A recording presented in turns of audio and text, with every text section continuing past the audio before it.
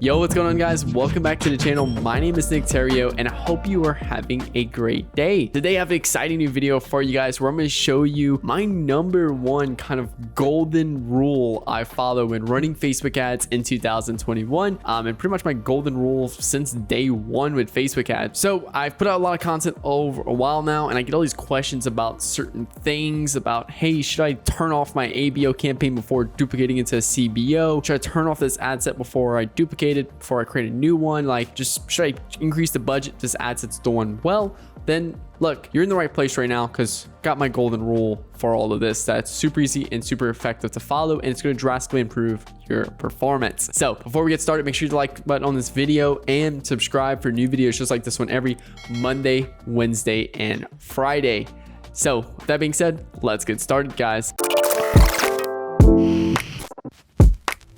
Okay, so I put out a lot of content lately, and specifically my particular structure where it's like, okay, I test ABO campaign for creative and audience, and then I duplicate into CBO. That's most consistent, like my strategy and stuff. And I get a lot of questions about, should I turn this off before duplicating into that CBO campaign, or before I move this creative into my audience testing campaign, should I turn it off? So I get a lot of questions pertaining around this. Maybe here's my new ad account structure. I want to launch it, but let me turn off all my ads first before I launch it. And should I do that? And I get these questions, and it's like, okay, follow my golden rule. So my golden rule when it comes down to Facebook ads and any type of paid advertising is, if it works, do not touch it.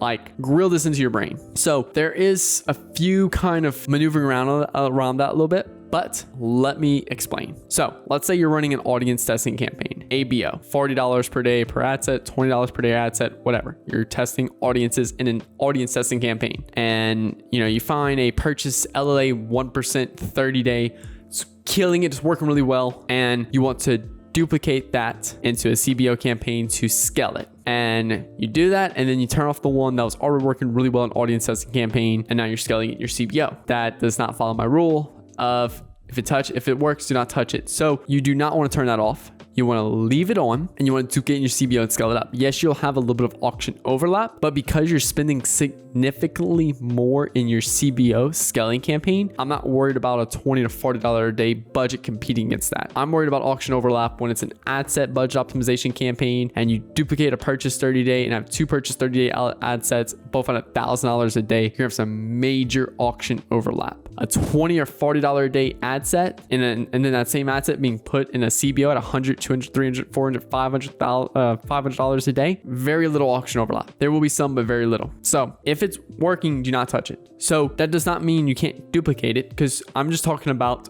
do not touch an ad set or creative that's already working. You can create a duplicate of it and put a higher budget on it. If maybe you want to duplicate an audience to test at a higher rate, go for it. Same thing for creative. If a creative's working well in your creative testing campaign, don't touch it, because what happens is you increase your chances of screwing up the results you could achieve. So I give you my ad account structure, and then I give you these suggestions and stuff, and then you're already getting a 3 extra ROAS. You turn everything off so you can follow my stuff. Then that was 3 extra ROAS you're just turning away from. So you have to find out your point, your KPI of, okay, anything below this is unprofitable, and turn it off. And if you go to apply some stuff and it's below that, turn it off. Then that's totally okay. Now, if it's above that, there's no point to turn it off. We have one particular client recently we took on, and we built out their MoFu, their BoFu, their TOFu, all the campaigns and stuff, and we're still using their existing scaling campaign because it's a creative that's still working really well. So we're going to continue pushing it because it's still working. I don't want to turn it off because it's still converting well. And some people would have turned it off, but I'm trying to work with them, not against them, and turning off everything, just apply my stuff is a big waste of time. I want to leave things on if it's working. So if there's one golden rule, if it's working, do not touch it. Now, you need to scale it up. Say, for example, the CBO campaign, 20% a day. Cool. Do it once per day. Don't do anything crazy. And I only like to do that on audiences that's been proven multiple times. So that's why I'm perfectly okay with my CBO campaign, because my audience testing and creative testing campaign, I'm still testing the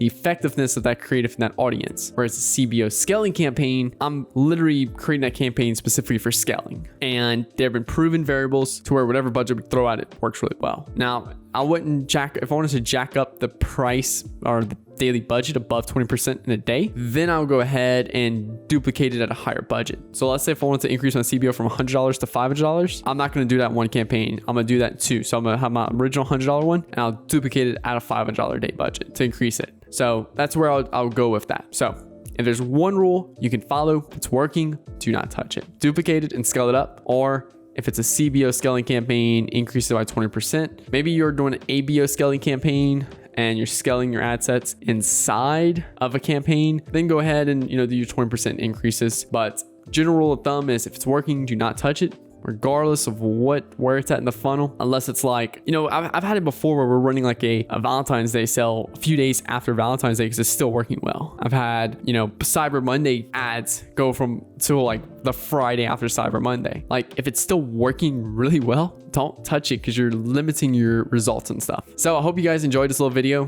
Probably the last little video to do, kind of stand up and talking, but it's just a little theory and concepts I wanted to really cover with you guys over the last few days. I really hope you all enjoyed these. If you're an ecom business owner and you're looking to spend $10,000 over the next 30 days on paid advertising, click the link below to book a call with me and we'll cover specifically, some of the things we can do to help you out. We've helped multiple businesses now scale to 6 figures plus per month. We've been featured in Yahoo Finance, Disrupt Magazine, and all that stuff, and we'd love to help you out with our digital agency and stuff. So if you enjoyed this video, hit that like button, and if you're new to the channel, hit that subscribe button for new videos every Monday, Wednesday, and Friday. Well, look guys, it's about that time. Again, my name is Nick Theriot. Hope you enjoyed this video, and I'll talk to you guys later. Peace.